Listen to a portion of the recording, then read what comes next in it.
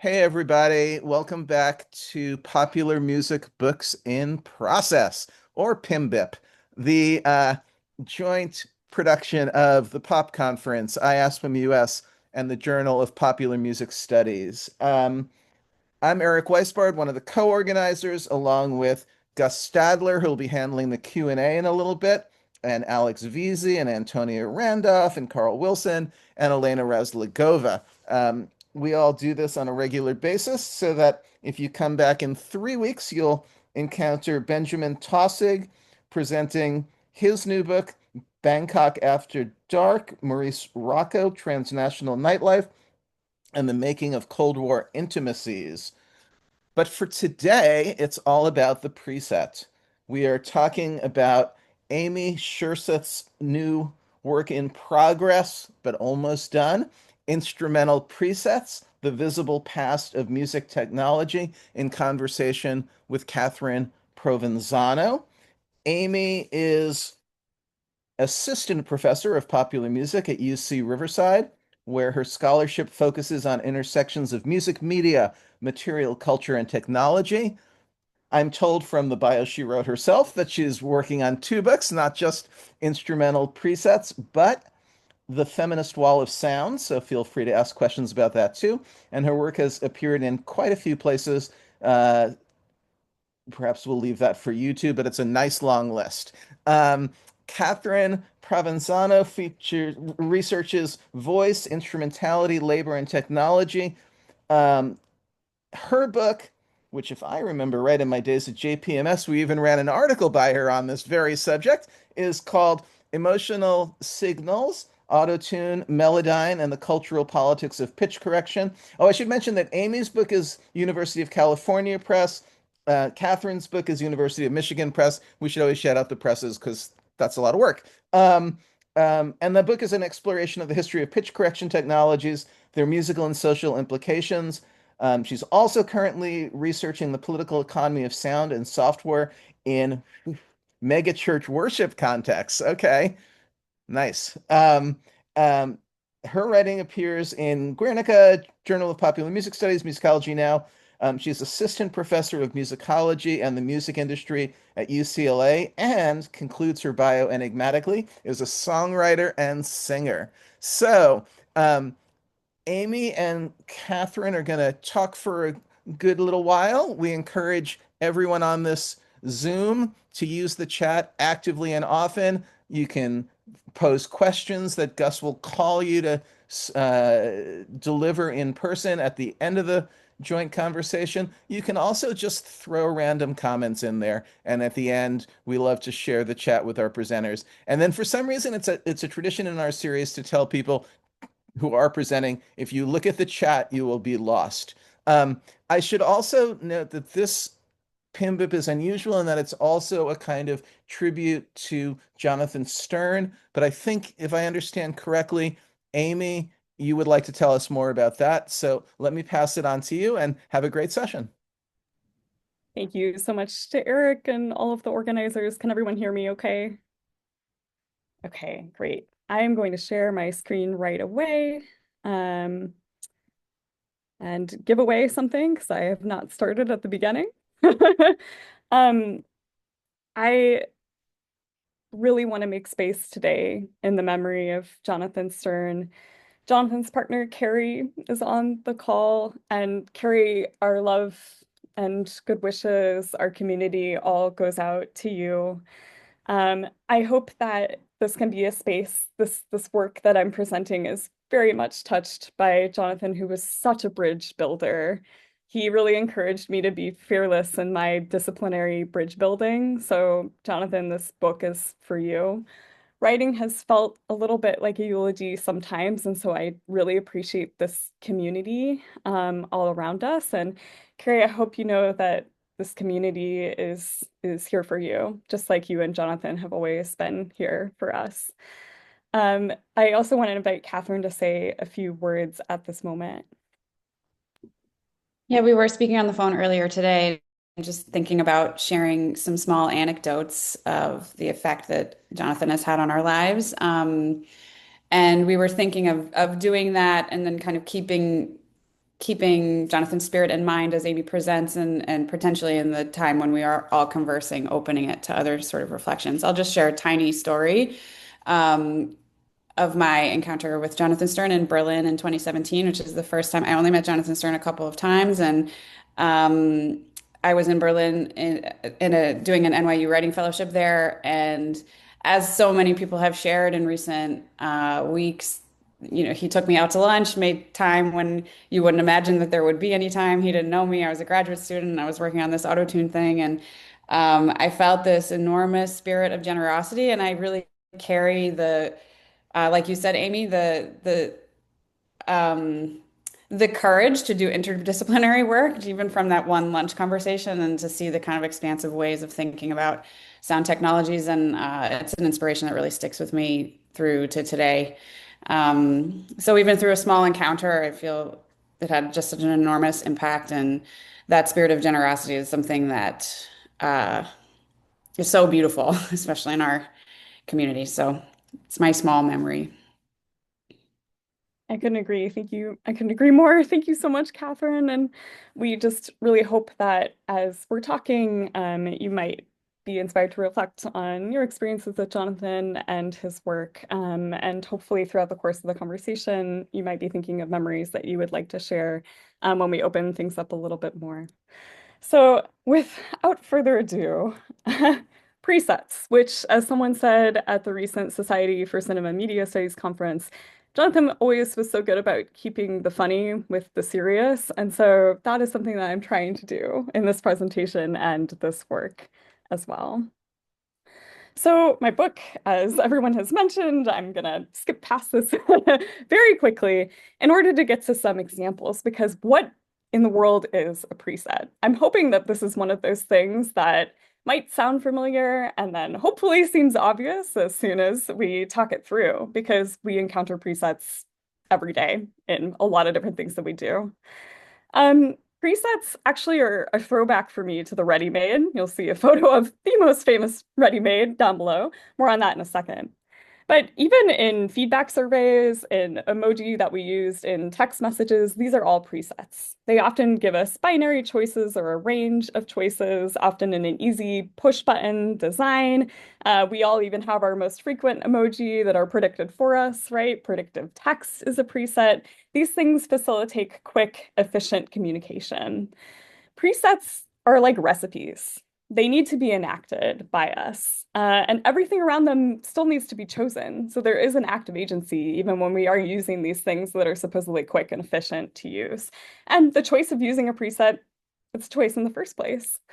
So as much as we have these kind of beholden presets, we also have artists who are trying to use presets to actually disrupt what we think of as artistic traditions, laws, rules in society. The text that I wrote to advertise this session was about the new normal that is all around us, right? These are presets, rules, norms, what is given for us. But artists will also try to overturn those presets, which is one thing that Duchamp was doing with Fountain in 1917. I promised I would talk about the microwave popcorn setting. Why in the world? Every manufacturer, right, of popcorn, every single brand, pretty much instructs you not to use the popcorn button because it basically never turns out exactly how the manufacturer would want it to. Our microwaves are all very different, right? The maintenance of the technology is something that we can't really keep streamlined for all users. So this is one of my favorite examples that this preset supposedly to save us time and energy also often fails. So in my book, yes, I am talking about music technology, but it's quite open. I'm hoping to offer preset studies as something that folks in a lot of different disciplines can use. I'm submitting a call for papers for the Art Association in a couple of days. I'm just really trying to have this be a frame that can be useful for multiple folks.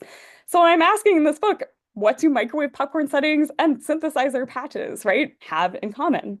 Well, I find this definition from the OED, which is often a scholarly source, to be really helpful. A preset is a control on electronic equipment that is set or adjusted beforehand to facilitate use. There are a lot of useful words in this definition: control, predetermination, facilitation. These all come up repeatedly in the book. Presets are designed for ready-to-hand use for quote-unquote standard users.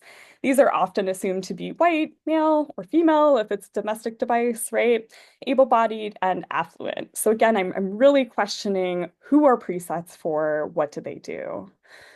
As we can see from this photo, machine vision, AI content generators, a lot of these are relying on preset ways to be human, to have facial recognition, detect race and gender. This is an example from Trevor Paglen's Sight Machine. So using machine vision to tell what members of the Kronos Quartet, what percentage of femininity they have, right? So we see presets enacted every day. But as much as I'm talking about technological and musical presets, I'm also really interested in cultural presets, or what I often call in the book, cultural defaults. And these are biases in culture, right? Of whiteness, sexism, Western privilege, class privilege, and more. So what does this have to do with music? I am going to keep pulling back to music, I promise. I love teaching this example in my film music classes because it actually looks quite familiar to what we use even on TikTok to choose music for footage today. These are early silent film music catalogs that often pianists would use to quickly, as they're watching a scene, try to find the right music for it. These are used in film, TV, and more. Also, as I mentioned, used on TikTok. A great presentation recently by Paula Harper at SCMS talking about the connection of library music to TikTok. I encourage you to check out that work. And this is to match music to the moods and the ideas that come up in the images, right? And because this is for, quick music that accompanists can play, it becomes very codified over time. And a lot of us in looking at these titles probably can kind of audiate and hear exactly what that music would be. I talk with my students a lot about how cultural stereotypes are all over these. Oriental theme. I mean, there's a lot that is generalized in that. Mexican or Spanish music. And we only get one page of examples of reducing a lot of different local musics, right? So these stereotypical themes show us just how much musical and cultural defaults are intertwined.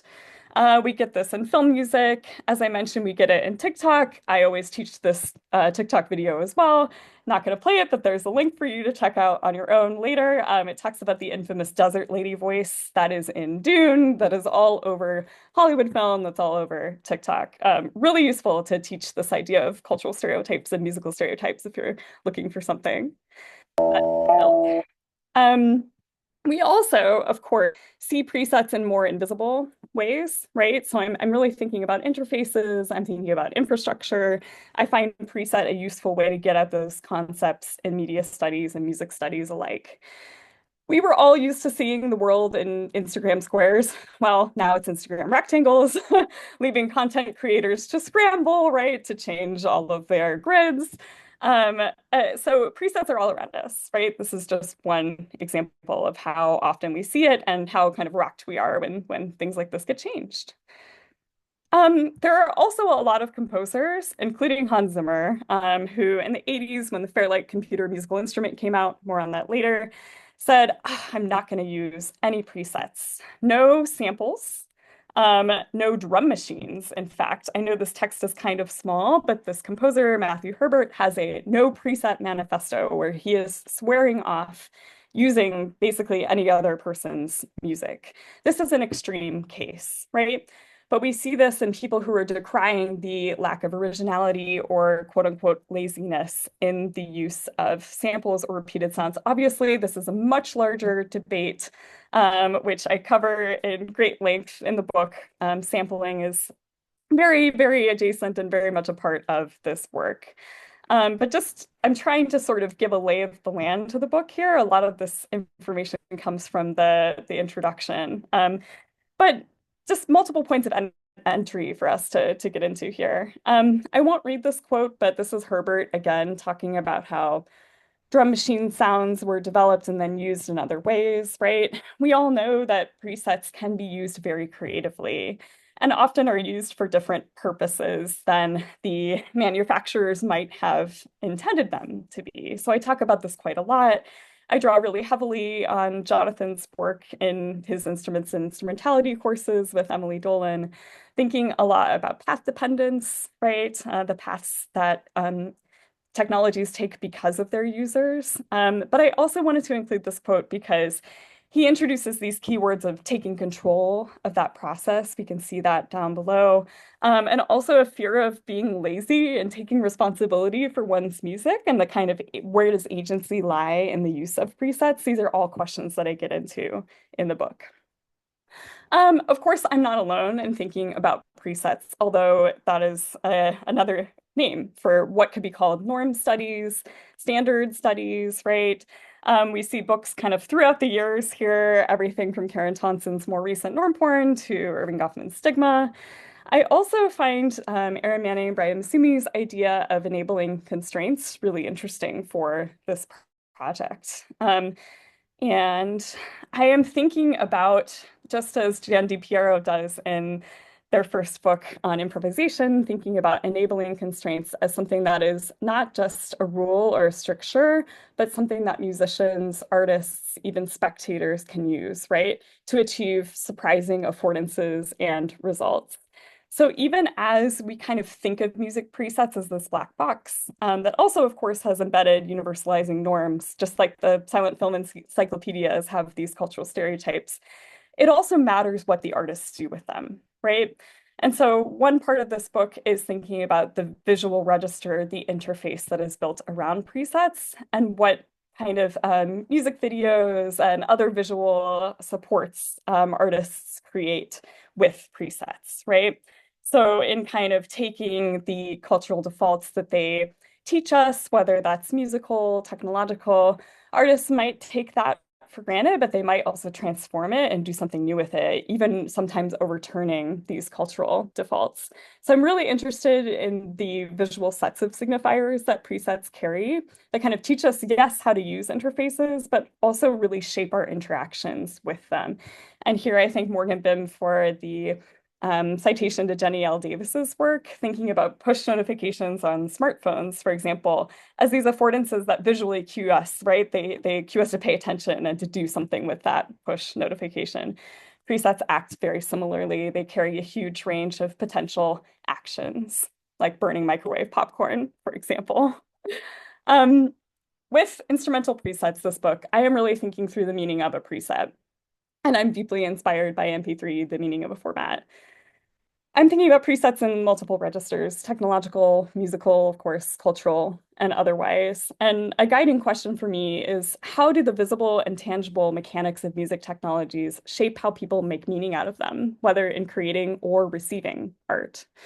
A focus on presets helps us to understand music technologies as media that are in turn mediated by cultural norms. In the introduction, which I'm currently calling presetting the preset, also should say that titles are not set in stone yet. So if anybody has any ideas, I always love talking about titles.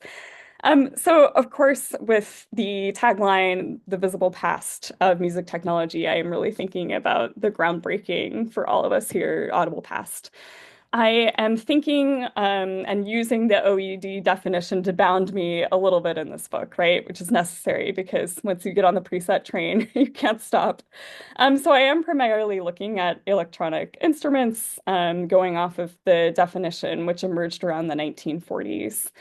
But we can't ignore the fact that music has long used graphic interfaces to make and manipulate presets, and that's going back to notation systems or experiments to visualize sound like the Pythagoras monochord, right? So this goes back a really long time. I cover this in the introduction.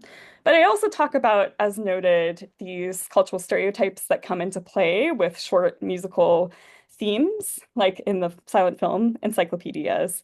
So this is a little bit difficult to read, and I'm working on getting a better image of this. Thank you, Jim Bueller, one of my series editors, for pointing me in the direction of this really fascinating artifact, which are organ stops that are labeled with exactly what we would see in these silent film music encyclopedias. On the bottom left, there's love mother, love romantic, and love passion. we can only imagine what these themes sound like, right? But we get culturally entrenched in these fairly early on. We can all hum what a lullaby is. We can kind of discern the difference, right, between love mother and a love passion, love romantic. So I just find this really interesting that this gets encoded into technology so early on, right, in the early 1900s. So the introduction is really laying the groundwork for just how far this kind of preset logic reaches. And then I go on from there. I start in the late 1930s with the push button car radio, really thinking about the ways that push button presets to navigate radio stations are more about this in a second, are helping us to kind of quickly access the music that we want to customize our driving. That filters into talking about 8 tracks in chapter 2, where my brother is a pilot, so I'm deeply interested in the connection between Learjet and 8 tracks. So have dug through some archives there to figure out those connections. Again, thinking about Jonathan's work, tracking technology through far-reaching different kinds of technological developments. So I'm using this history of the mobile 8 track to really think about how innovations kind of dovetail with, of course, the very famous scholarship on tape in studios, music studios, as well as eventually tape samplers. Chapter 3 is really quirky. And I gave this to Catherine to read, so probably more about this soon. Another reason why I invited Catherine to discuss this today is, of course, my fourth chapter is on autotune. And chapter 5, I am thinking about Vocaloids and deep fakes going up to the age of the synthetic pop star that has happened in recent decades. So just a little bit more about each chapter before I invite Catherine to join in. I hope it's not just me talking. So chapter 1 is called Mobile Music and the Windshield Cinema of the Push Button Car Radio. Of course, once we start talking about the incorporation of music in cars, whether it's from these push button presets to the 8 track, we get a ton of films that are really thinking through how people use music to customize their listening experiences. So I'm in dialogue with a lot of films from the 1960s that are starting to use popular music a lot to kind of curate different scenes, especially of driving. These allow musical selections from drivers with each press of a push button preset to curate the musical selections to their environment and mood to kind of create the soundtrack to their lives, right? And this is a history that we're quite familiar with the Walkman and the iPod, but I am arguing that this history of mobile listening, of course, starts much earlier with the car radio and thinks about the push button through Rachel Plotnick's really wonderful work, Power Button, thinking again about the binary logics of buttons, but also the spectrum of programming that presets can open up for us. I love this image from 1938, a year after push button presets were developed. We can see the kind of programming that was available at the time. So in this chapter, I'm really thinking through the spectrum of visual possibilities that push button presets open up for us, not only through the windshield as we drive, but also thinking about the films that kind of take this idea of customizing your driving experience, your listening experience, your view out the window, and start to package that into film.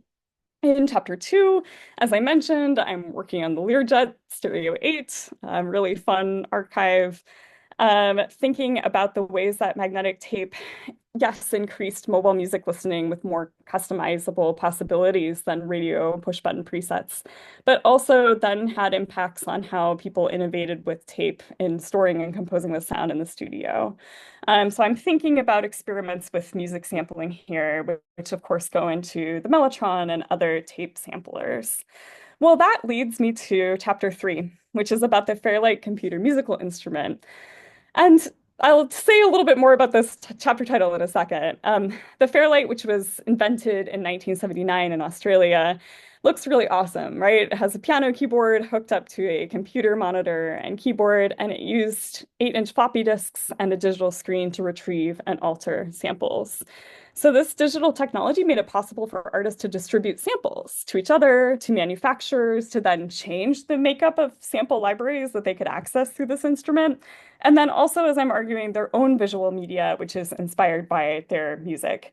Looking at Kate Bush's amazing kaleidoscopic music videos, for example. Some of you have probably heard me karaoke Babushka at this point at various conferences. I talk about this in this chapter. But I also talk about mail art, which was a transnational movement happening, yes, in New York, but also in Argentina, also in Japan, all over the world. And so I'm making this comparison between Fairlight artists mailing each other their own custom samples that they created. There's an infamous anecdote about Peter Gabriel being in a junkyard in Bath, smashing TVs. So we have glass smash, which Kate Bush also uses. We get lots of different types of screams. The sample libraries are so amazing and complex on the Fairlight.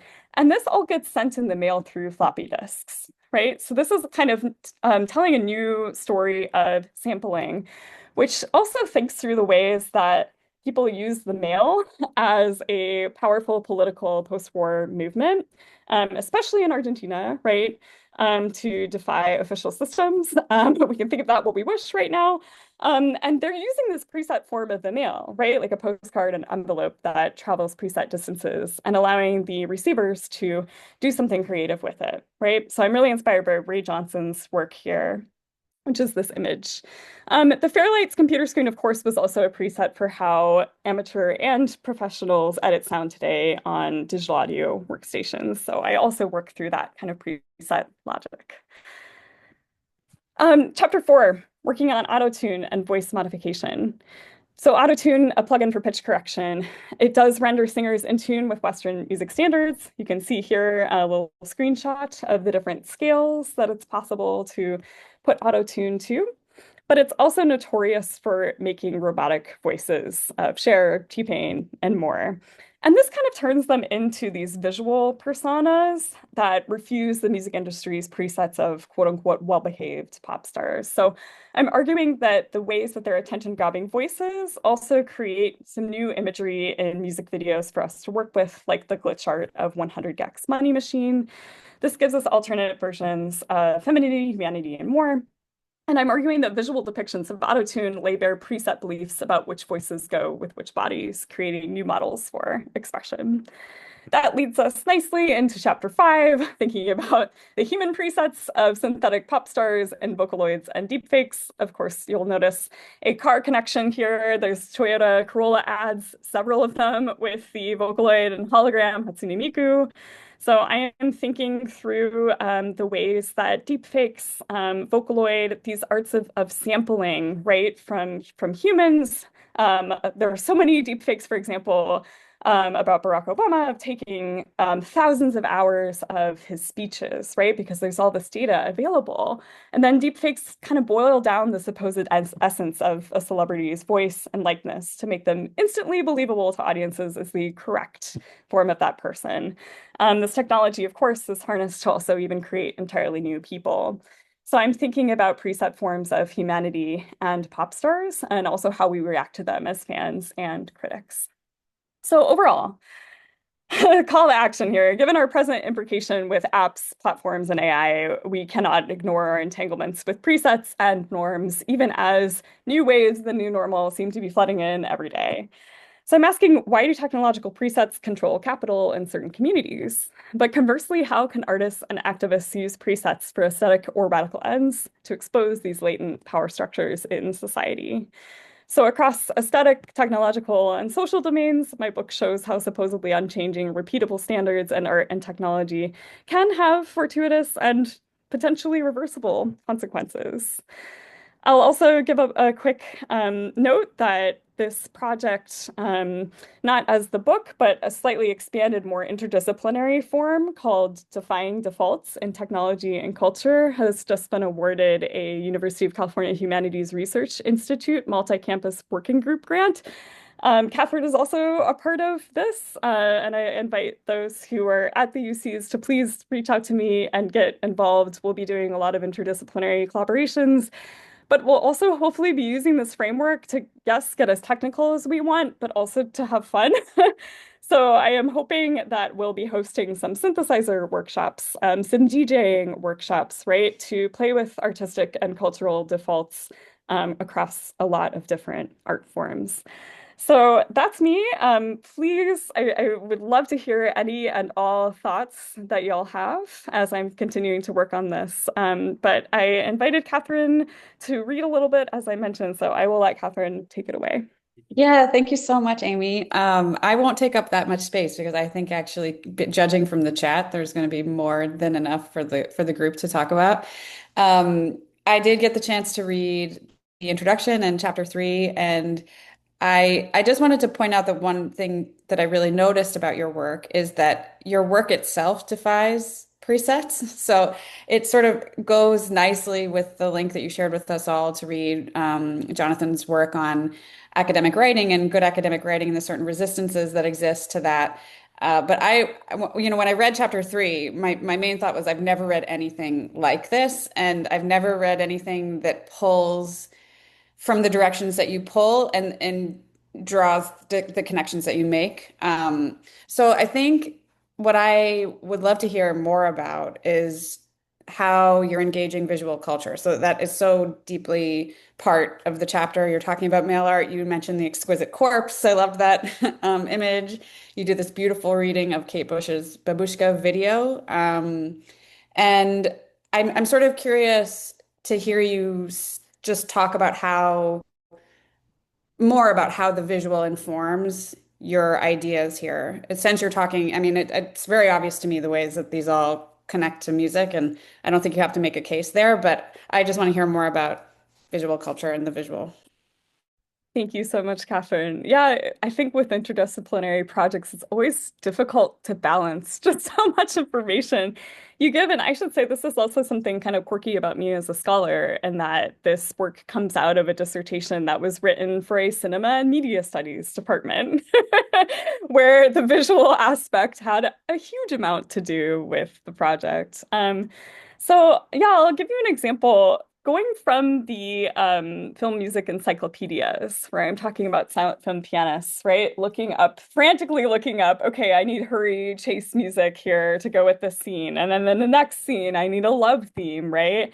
And just how quickly codified the kind of themes that go with certain images become. So I'm really interested in querying that. The book sort of has two main moves, right? It talks about the presets that we're all used to seeing that become defaults, and then how artists might also write in or overwrite new images, right, that might have a political or revolutionary potential. But of course, sometimes it is just reinforcing and doubling down on those cultural defaults. In chapter 3, which is dealing with the Fairlight computer musical instrument, if y'all remember the very much award-winning music video of Peter Gabriel's Sledgehammer, for example, he's using the Fairlight for a range of different samples and then being very innovative with the imagery in that music video, right? It's not just one, but several animation studios. It's Aardman Animation, and I'm working with several, right? Wallace and Gromit, all of these visual resources. And so he's trying to kind of match the use of the Fairlight and its ability to sample any sound, giving us the capability to turn almost anything into a preset, from the human voice to a toilet flushing, right? I mean, just let your imagination run wild. And then he's trying to be just as creative in the images that he and the production team come up with to go with that. So that song is so much about innuendo. You get these bumper cars, right, in claymation that are kind of acting out all the different things that he is saying. And so a lot of times the new images that come to us that are inspired by the new presets that the Fairlight was able to generate in our sonic vocabulary, I'm arguing was able to generate a new and flexible form of visual imagery as well, right? I mean, this comes into MTV wins 9 VMAs in 1986. This video because of the sheer creativity of, okay, we're inventing new sounds, let's invent new kinds of images to come up into MTV as well. Of course, MTV has always been indebted to creative animation from very early on, but I think the Fairlight helps to introduce an experimentation with sound that then comes into the visual register too. We actually see this in Terminator 2, which is one of my all-time favorite movies, because there were two Fairlights that were used to create that score. And so basically, the conversation between the director and the composer went, well, we're creating sounds that haven't ever been heard before. So why don't we create new images to go along with that, right? And just pushed the CGI to be as inventive as possible at that time. So this is the kind of more utopian aspect of the project, right? That if we invent new sounds, we invent new presets, then we can also invent new creative, more avant-garde imagery.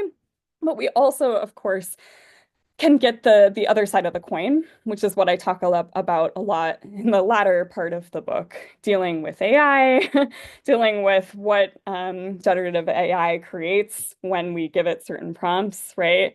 Predicting the shape of a human. We could talk for a long time about Hatsune Miku, right? And all the different ways that her image has been used harmfully in a lot of communities. So the book is really trying to think about, yes, how does visual imagery stem from the creative use of musical presets, but also how do musical presets kind of condition the type of imagery that can come from it?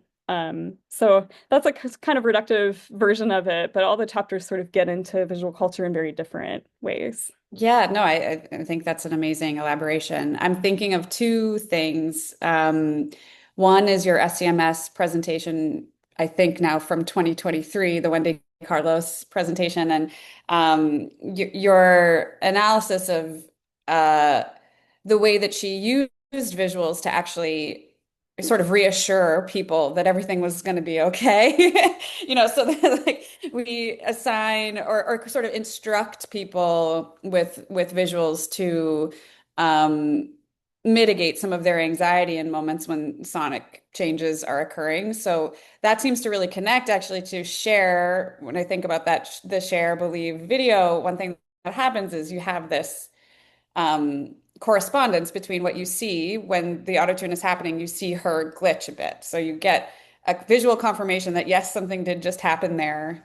And yes, you're not just hearing things, and let's give you a little bit more to work with as the viewer or listener. So I was wondering about maybe other instances in which you see the visual adding in, and this I think relates so much to Jonathan Storm's work too. The visual as this trustworthy thing, and what you hear as a kind of suspicious thing up for interpretation. So I'm wondering if there are more examples from the book that you wanted to draw out where the visual is doing some of the work to placate what might be a fearful response to sound. Yeah, that's such a great way of putting it. And coming from film studies, I think we see this all over the place when we introduce new technologies that people are not very familiar with. Film has to kind of incorporate them and massage it in so that we feel like we're being led by the hand. I think Wendy Carlos is such a great example. Delia Derbyshire as well. Derbyshire, I should know this. I taught in the UK for Sam, close your ears. But they are both using a machine called the oscilloscope to approximate waveforms. And they do several demonstrations on the BBC, especially to introduce people to this new technology. You'll notice that synthesizers are absent from the chapters, and that's for a reason. I mean, they are foundational to preset usage, as we know. And so they're sort of woven into each chapter in some ways. And then I do discuss these two examples as well. So I'm glad you gave me a chance to talk about this. Basically using this visual language, right? We see the sine wave that dips like this. And then these two women are playing the examples of what that sounds like so that we have an image to go along with it and sort of accept it and understand it in a different way, right? We get the kind of like square of this. We get a lot of different, we get the saw wave, sawtooth. So we get a lot of images to kind of visually understand, like you say, placate or make this new sound less fearful and more understandable to us. And there's, yeah, a whole history of technologies, audio and visual, um, that help us to understand these fearful sounds better. And I think, I don't know, once we start thinking about it, right, it's just the tip of the iceberg. I think we see this all over in media, especially in, for example, the PSAs that we often get from AI. So, of course, BuzzFeed did the Obama deepfake PSA. I think even still, we're seeing like advertisements for what AI is going to do in the future. They sort of trot out like a potential use, you know, and then it's like, okay, we're being understood that they're catering to us, it feels like. And then we sort of start to learn about the darker side of it later on. But I think there's always this advertisement or this, let's break it down for the user. And this is where I think the interface aspect of presets is so important to pay attention to. It's like how it appears to the user, how much ready to hand it is to use. But just like those feedback surveys, the image that I showed at the beginning, I think it's really interesting, right? That we get happy, sad, and then something in the middle. And it's like, how much information does that tell people who are doing these surveys, right? That it's not, it's presented to us as a binary, but we know that it could be so much more useful if it were presented as a spectrum. Well, speaking of binaries, I maybe just will ask you one more question or ask you to elaborate on one more thing because the chat is popping off. There's so much good stuff going on. And also kind of, knowing your other interests, it seems like something that is drawn out in the book, though you don't maybe make it the most explicit or primary point, is that this laziness came up in the chat earlier, and I love that question of, presets and laziness, the sort of obsession of either resistance to presets or what makes new technologies associated with cheating or not doing enough work. And a lot of the examples you give seem to point to a kind of gendered labor of getting sounds sort of up to speed or acceptable in the world. So I just wanted to see if you wanted to elaborate on that at all, and then maybe we can just open it to questions in the chat. Yeah, that's a really great question. And gender, binaries, all of these things come up in really big ways in a lot of the chapters. I'll just give an example maybe from the push button radio presets chapter. I really love Rachel Plotnick's work for this because she takes us through, oh, we assume that a button is a binary, right? That it's just on and off. We, of course, know that there's a whole history of gendered work with buttons, right? Telephone operators, for example, Venus Green's work on this. And so in this chapter, I'm really trying to think, okay, yes, a push button is something that does make it easier, and we can be lazy about our choices, right? But we have to program those. And I was really struck. I bought a used car this year because California and the radio presets on the car, right? Some of them are static, some of them are stations that I fortuitously might listen to. And I found that so interesting because, yes, we have to do the work to program the presets ourselves, but there's also always an element of chance in it as well, that we don't know what is going to come up. And so that's why I'm really interested in trying to take this thing that looks really binary and seems to involve or reduce our labor. I'm drawing, of course, a lot on Sian Nai's work on the gimmick throughout this book. So I'm really trying to think about, well, no, it's not as simple as that. I'm really trying to use even just the figure of the push button in the first chapter to draw out a whole bunch of different binaries. So the films that I'm working with in the push button presets chapter are all queer underground films that in 1963, for some reason, a whole bunch of avant-garde filmmakers decided to use the radio as inspiration for their soundtracks. Kenneth Anger's Scorpio Rising is one of the most infamous ones. And in that, we get a use of a radio, like a behind-the-scenes DJ, who is programming whole songs for each of the 13 episodes in the film, and using what might seem like a binary choice of very pet love songs as ways to completely unpack and explore queer imagery. So he's really using the radio to, and the images that he associates with these songs to completely kind of take apart this preset, but to also play with it, right? And I think that's where the kind of playful labor comes through of a lot of the examples in the book. Of course, yeah, we could talk about this with autotune and with Vocaloids a lot too. Vocaloids are vocal samples, right? They're taken from a whole week in a studio of someone singing on certain vowels, consonants, pitches, right? So it is breaking a person's voice into samples and then handing them over as software that people can then plug into their own composition. So I think that's another side of this labor debate, that it seems really easy for us to pick up and use these presets, just as it is for us to use predictive text and chat and generative AI. And so I'm really trying to use this figure that we see every day as a way to think about, well, no, here's how we can break it back down to the creation of all of these presets, which really go back to this kind of sampling logic. But as we know, and there are several scholars of sampling in the room, it's very complex how these things are created, circulated, how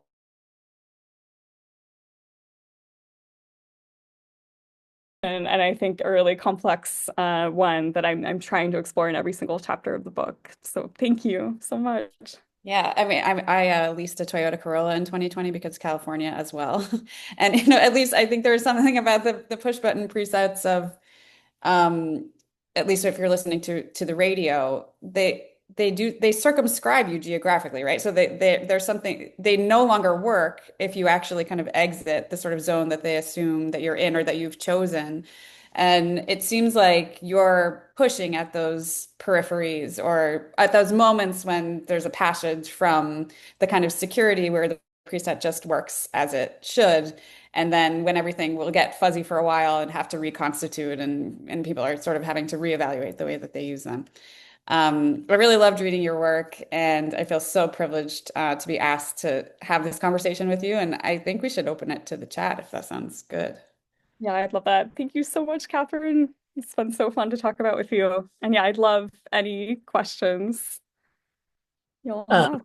well, you have quite a few actually, and it was a really lively chat throughout. And I'm not surprised the book sounds amazing and so fascinating. Um, so I think the first question is coming from Alex. Let me see. Hello.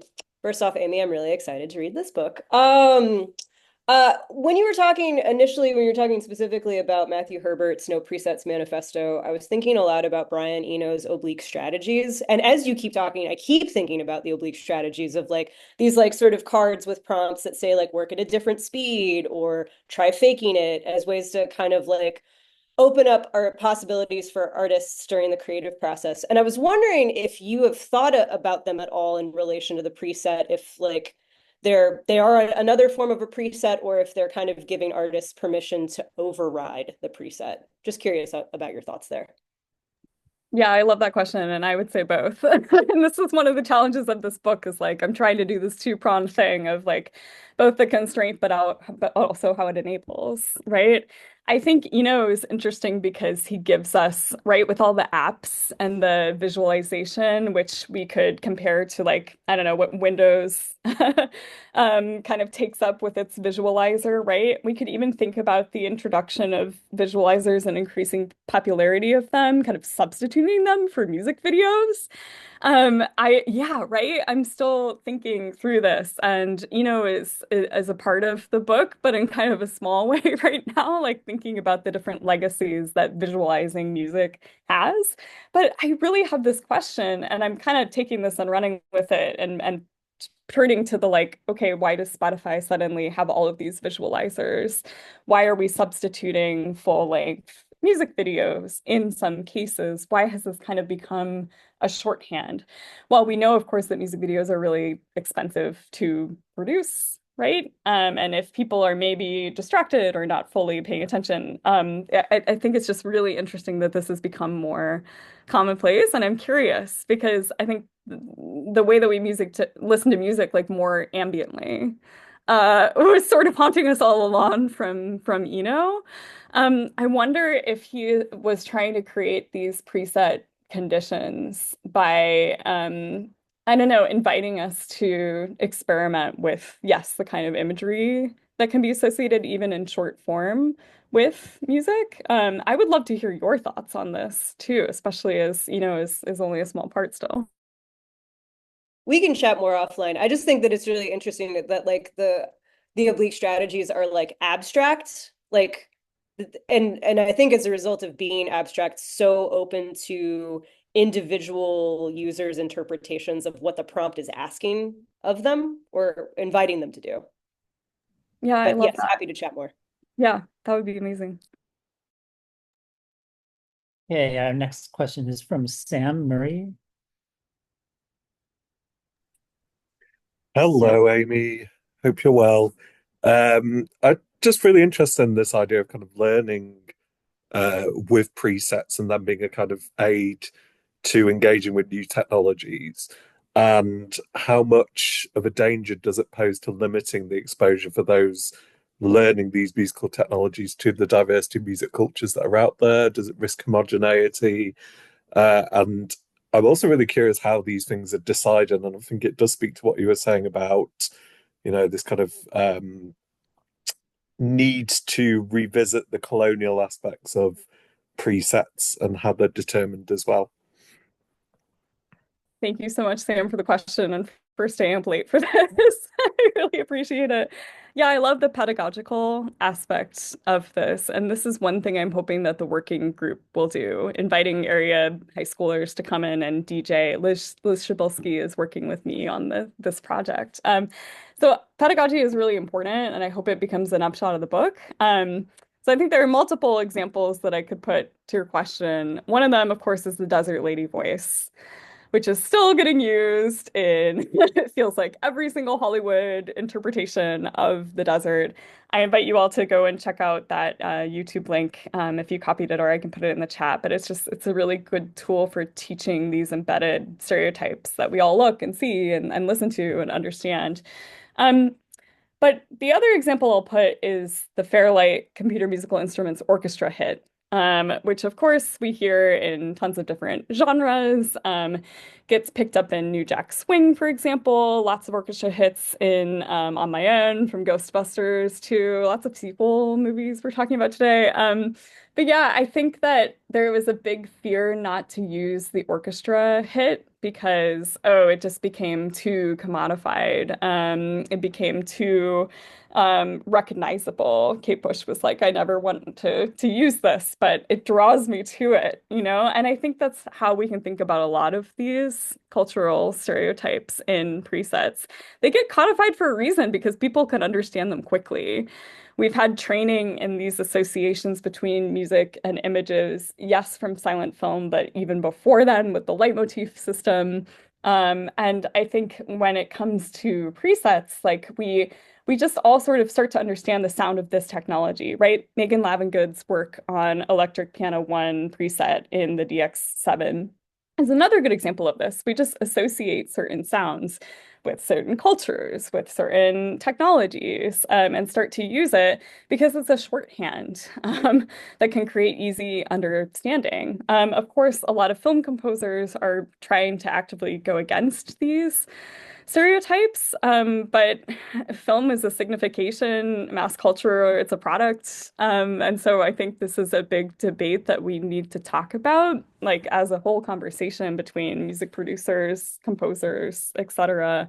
Yeah, I love this question, and I really want to bring out this pedagogical angle. So thank you. Yeah, our next question is from Ravi Krishnaswamy, and he's not able to read it himself, so I'll read it. I'd love to know in broad strokes how Amy is thinking about how presets interact with industry and musician notions of genre. Thank you, Ravi. This is a great question and something that I cut. So I'm glad to have the opportunity to bring it up. Yeah, I think a lot about the ways that, as we know, Billboard charts ascribe very specific genres to specific kinds of music, right? And I do think that genres become a preset or a container for bounding and understanding music. Some of y'all heard me talk about Chance the Rapper performing a country rock version of Nelly's Hot in Here. And thinking about the very notion of genre, like what are all of the sort of preset signifiers of genre that we understand?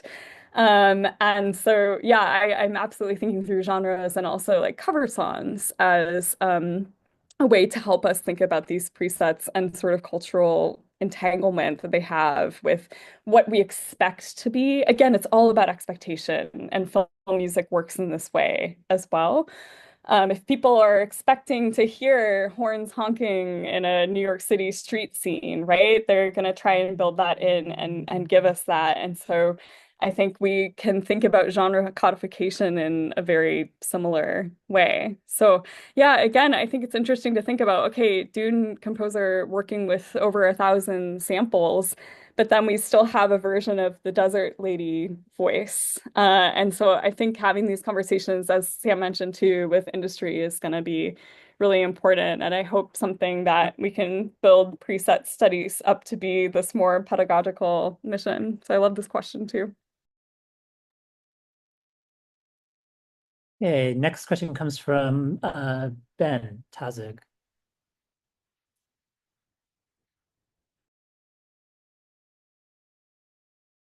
I think you're muted. Sorry. Yeah, my bad. Yeah, so my question was about like genealogies of opposition to presets. Because it's such similar language that gets used in uh, the critique of presets, like this kind of sensitivity to and this idea that like one shouldn't use presets, that it's cheating. It's such similar language to how people once upon a time talked about turntables, how people at various times have talked about electronics. Like this sort of notion of cheating in music through technology.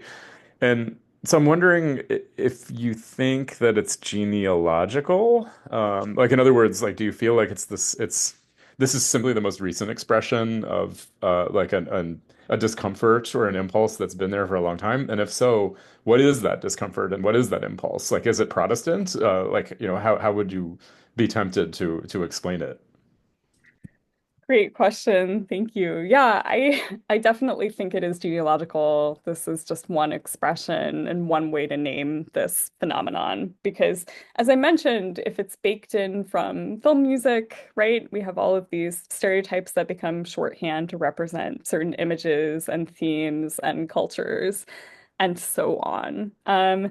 And I think that the kind of laziness aspect, like we can all call it lazy, but we all keep doing it. You know what I mean? Because it is part of a product. It is part of an art form. I always remember Claudia Gordman's quote about the leitmotif being quick and efficient signification to audiences to sort of understand what is going on. And in that way, it could be framed as an act of generosity to the audience and trying to get this quick understanding out there. I think this is another reason why there's this impulse with Wendy Carlos, with Delia Derbyshire, to offer a visual form and expression of this technology and the sound, which might seem new to us, but actually, with the help of this audiovisual support, can make it familiar. But yeah, I don't know, there is this hesitancy, right? And this sort of like, oh, well, this is cheating. But it's like, no, but everybody is using it and doing this. And it's part of our sonic vocabulary. Like we are drawn to presets for a reason. It's kind of a building block of how we understand art. Just as a building block of how we understand technology, it makes it usable and useful to us. So I also yeah, want to draw out the kind of, yeah, the genealogical part of this question, which is another way I'm thinking of just Stern's genealogical work, right? And that's why I'm trying to really hone in on this visual aspect as well. What imagery goes with what emotion, what mood, right? That becomes codified too. And so I talk about that in each of the chapters.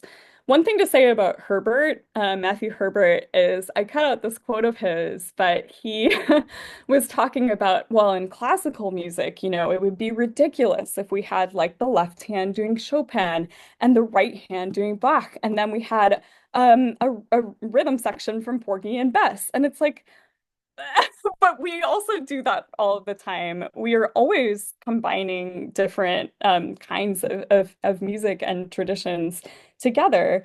And this goes back to Robbie's genre question too, where it's like we want music, we're drawn to music that is familiar to us, but it really pricks our ears up when there's something that is just slightly askance of that or adds a new element, right? If we're thinking of presets as recipes, how do we join all of these things together to create something that is recognizable, but also innovative?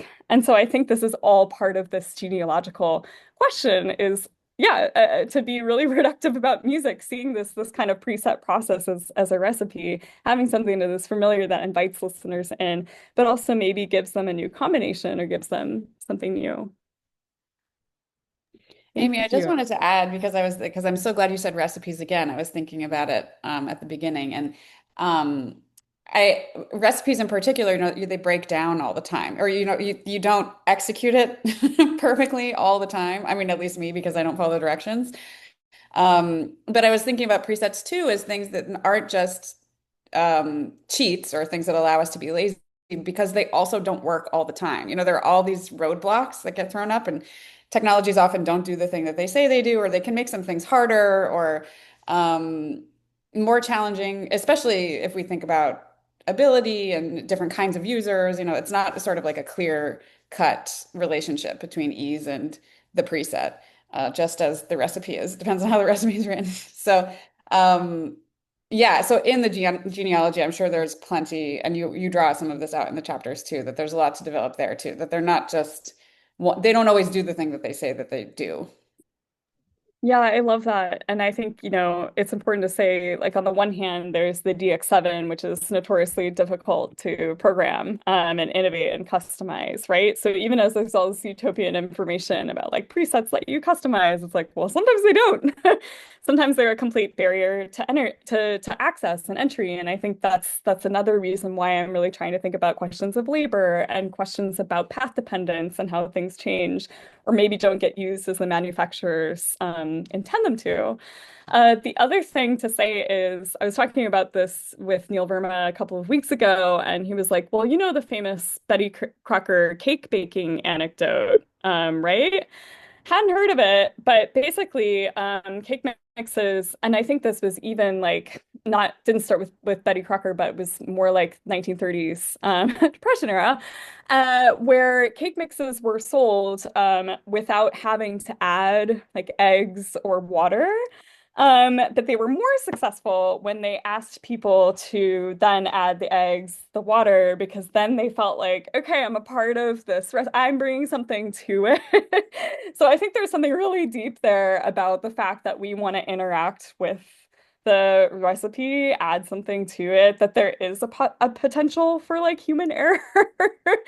Which I think is like, I mean, oh my gosh, that becomes a question when we get to the end of the book, which is kind of trying to bring us up to present day with AI and like how much a part of the recipe can we be? How in control of this Vocaloid, of this deepfake can we be? So yeah, I think there's an interesting telos between the time of the cake mix to today and how much we can control.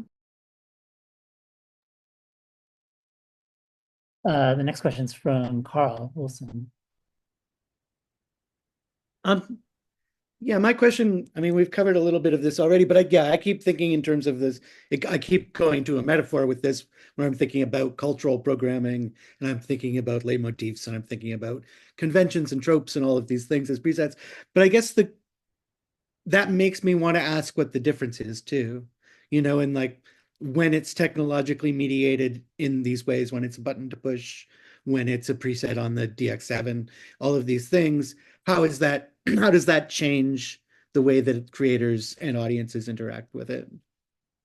Yeah, it's a really great question. And I think this is where I'm trying to bring the media studies kind of infrastructure and interface into the question, right? Because some of this technology, like with the DX7, we can't really do much about programming the preset. It is something that we turn on and it is something that conditions the art that we make.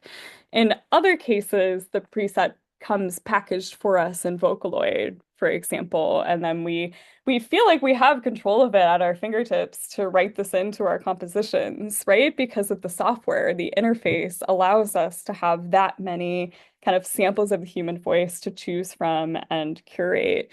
So I think there's a huge question of, on the one hand, it seems like we have very binary choices with some of these presets. The push button radio preset, that gives us a pretty limited amount of control, really, because then on the other side of things, you have the DJ, the radio station manager doing all of the programming, and it depends where you are regionally, right? But fast forward to today, where we do get a ton of optionality. It's like Betty Crocker mix times 1,000, right? We have all of these chances to mix up these samples in a way that feels much less like ready-made binary on-off kind of way. So I think that's the difference. Of course, these technologies all have different kinds of presets, but that's kind of what I wanted to represent in the book, is to be able to kind of go through and show how, yes, these are all presets, but they have very different forms that have been used in different ways by artists and in art forms. And I wanted to be able to offer this in conjunction with sampling, but also using preset to really focus us on the technological use, the propensity to black box, but also, can you unwire that? What can you do with that? How can you innovate with something that might seem on-off, but actually can at the same time offer an enormous amount of creative choice depending on the context that you put around it. Yeah, I guess it's like that question of how black box something is feels like the really key thing. And, when we think about AI, particularly right now, the question of how black box that is feels like a really crucial concern. I completely agree. And for those of you who came in the beginning, I just came from an AI workshop at UCR, where we were thinking about, well, how can we like make chat work for us and accomplish our tasks? And it was so interesting. People were saying, well, assign it a role.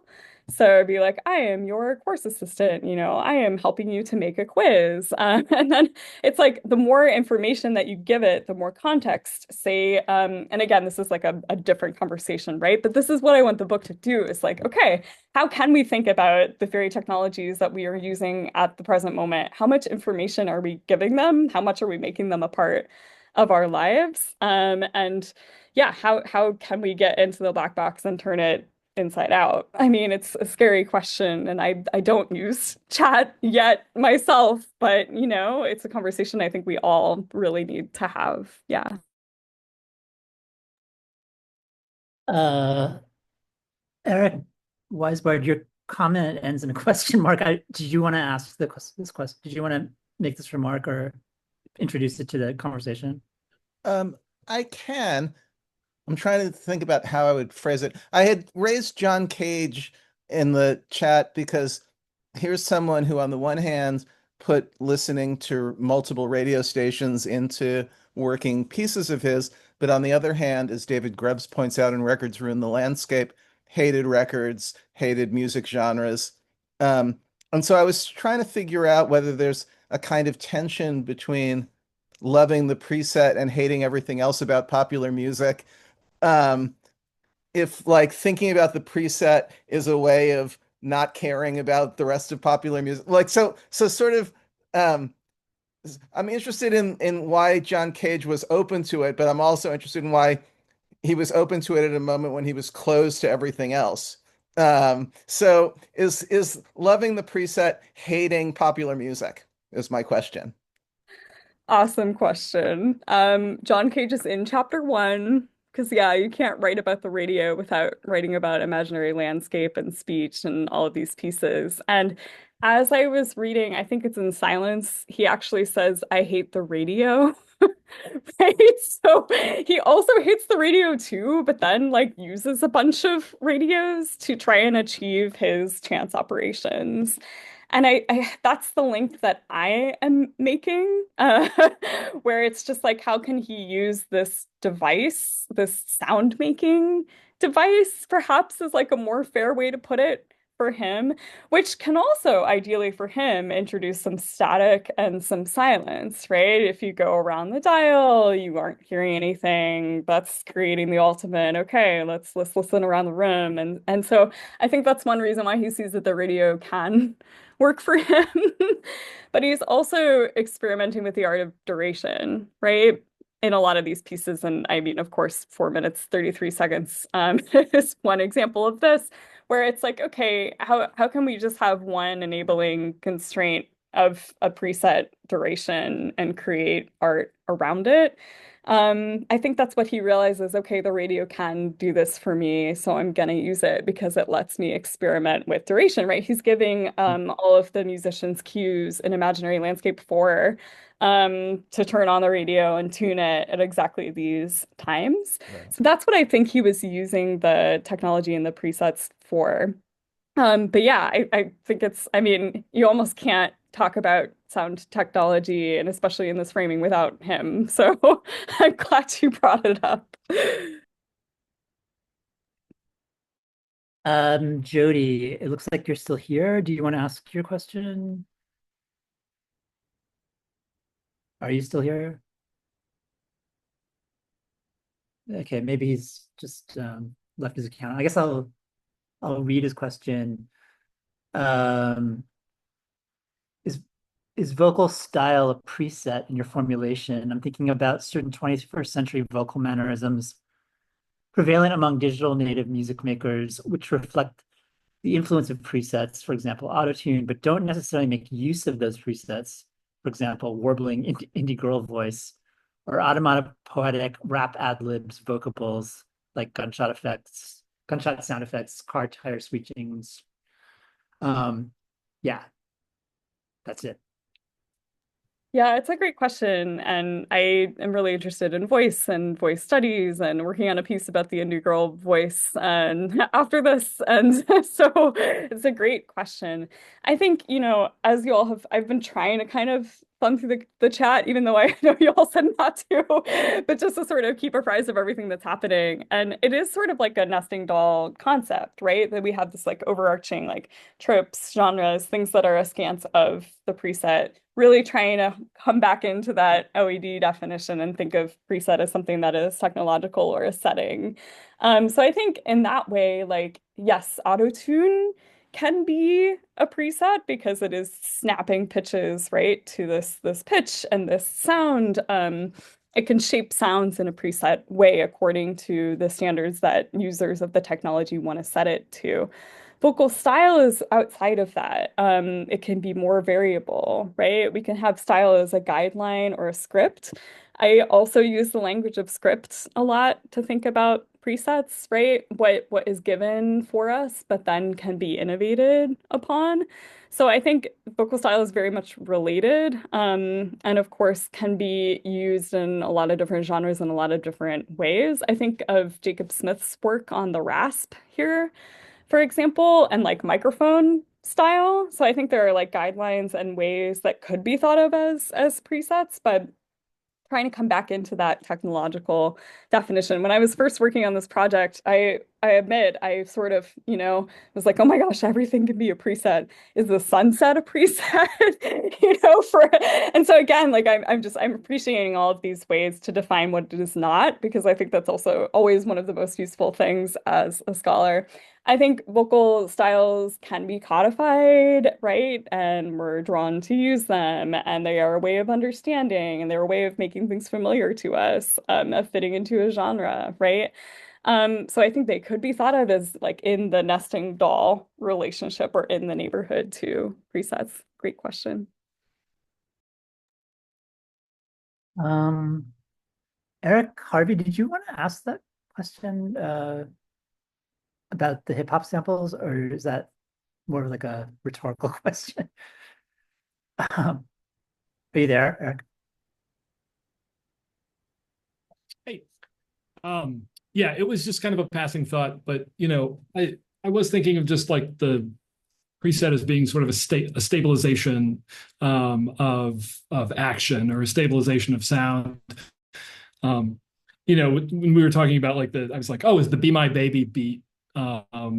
Is that a like a cultural preset, kind of playing with the term. But then I was thinking about all these compilation records that came out in the 80s, hip hop for hip hop DJs to use, and they were kind of pre-sampled compilations. And I was, kind of thinking about, oh, that seems like you're taking something that is more emergent and more fluid and kind of solidifying it in a way, and kind of almost kind of, they weren't using digital samplers yet, but using, records as presets. Yeah, and now I've wasted everybody's time with that. So.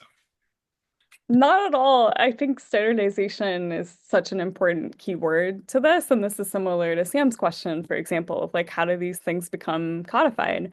Well, the record scratch becomes translated into the orchestra hit, right? With many users of the Fairlight, and it becomes a shorthand for a record scratch. We even see like Herbie Hancock's Rocket, like using the orchestra hit and kind of record scratch in a very similar way. So I think this example is absolutely relevant, right? And we know that it's not just a digital phenomenon, right? Just like Jonathan, I'm really trying to trouble that binary, right? And to think of this as a spectrum. It's a genealogy. All of it is influencing and coming into one another. So I love the question and I love the hat.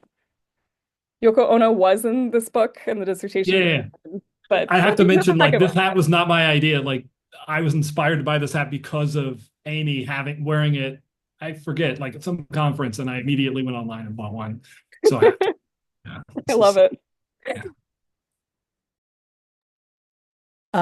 Okay, well, that brings us to the end. So thank you both so much. This book sounds so fascinating, and this has been a great session.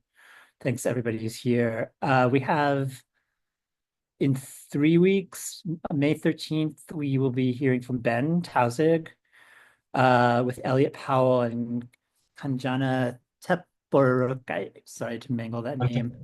Kanchana Tepuriruk. Thank you.